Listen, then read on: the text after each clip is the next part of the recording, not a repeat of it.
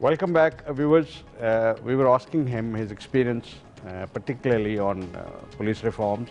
Where did it stop, and they were not implemented the way they were constructed, designed to be implemented. Sir. Police reform was thrown out of the window, Sir. and so was the local government on which a lot of hard work had taken place. And this shows how serious we are about democracy. We don't give the third tier of government, which is a constitutional requirement, which the judiciary want. Actually, that is what delivers, sir, in a town. And yet people drag their feet. This shows how much committed they are to democracy.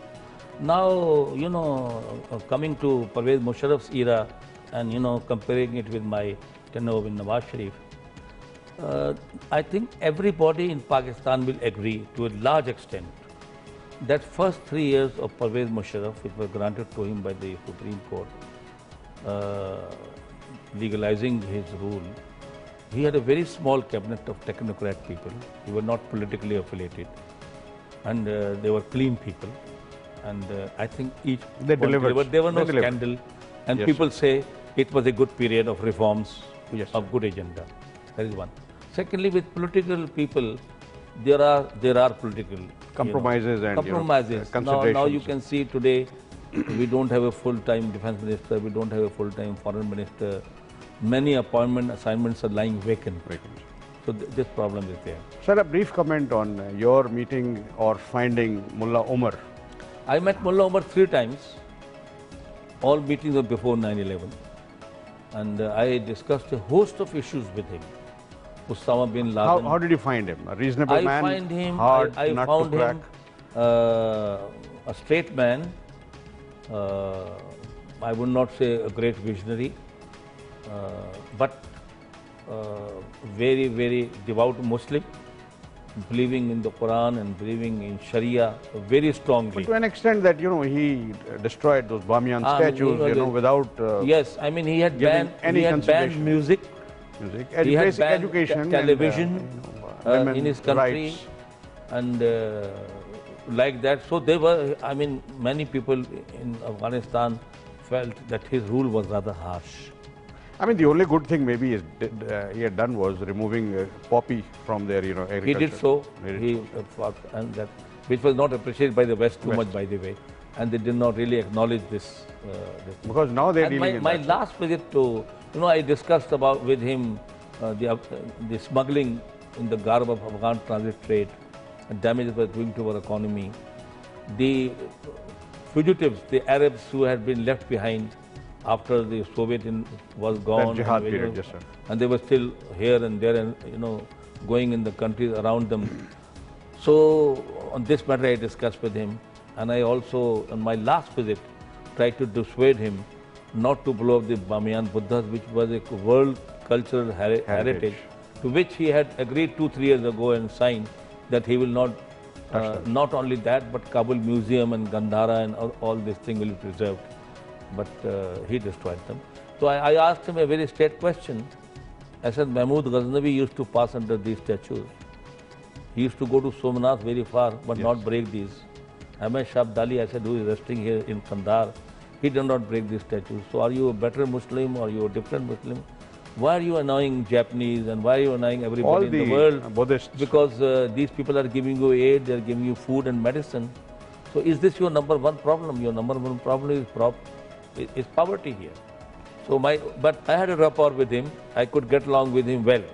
Sir, now coming to your next role, that is this track to diplomacy with India. Yes, I was engaged with track to dialogue with India for 8 long years. And then later on, I gave it up myself, and on the invitation, I ceased going. The reason is we are talking about India-Pakistan relations, but we cannot meet in New Delhi nor in Islamabad. We have to meet in Kathmandu or Sri Lanka or Singapore or Dubai.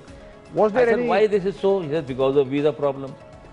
Indians were, in those days, they used to say their point of view, their ambassadors and their generals and their raw chiefs. Sir, do you think Indians are serious in peace with Pakistan? I don't think so. They're too haughty. They think they're rising power and that they can cow down Pakistan. And I think about Kashmir, they're not serious to really engage. And they want every time through their dialogue to give them concession and more concessions. So, this is my. I mean, last 15 years, their attitude has proven this I mean, point. not from 1972, from civil agreement, when we said we will not go to UN and bilaterally we will resolve, how much we have moved to resolve this issue. Viewers, General Moin Haider, I've known him for years, and I'm lucky. We were in the same school together. He was senior to me slightly. Then he slipped to the army, and Air Force would have been much better to have him in the Air Force where we served. But you talk on any subject, there are personal experiences. He's upright, he's straightforward, and he also knows the art of disagreeing in an agreeable manner. He's one of those very few people I've met. Sir, thank you very much for being our inaugural guest. You can say in your conclusion whatever you feel. Our aim is to highlight the problems from the people who matter to this country. For last 15 years, all political parties asked me to join them, but I have not chosen that path. Instead, I have chosen the path of serving the people of God in Pakistan. So I am Chairman Board of Trustees of Fatmeet for last 15-16 years. I have to collect a lot of money to run our 8 centers in 4 provinces and look after 12,000 children. We are the largest blood transfusion service of Pakistan in charity sector. So that is my one preoccupation, which takes a lot of my time and effort. And my second preoccupation is that I am, for the sake of education, myself and my late wife, we had adopted 7 schools in slum areas of Karachi, government schools. So after her death 6 years ago, I have taken over all the schools, and we have really brought those schools to very good standard. And they are producing very good results. So I am very much attached with Sindh education and exactly know what is happening, and I continue to look after these 7 schools. Sir, we wish you a lot of success, and that God gives you a long life and energy and stamina to continue whatever you're doing, sir. Thank you very much. As a token of remembrance and appreciation, sir, we'll give you the plaque for being the first thank visitor. you very much. It's very beautiful, sir. Very kind of you, sir. I'm very grateful. Dr. Abid Rao at Live Rostrum. Very nice. Thank you very much, sir. For this. Now, we will request you to sign as our first visitor here, sir. Right. On this plate, sir. Top left, sir, as the first. Here? Is it okay? Yes, sir.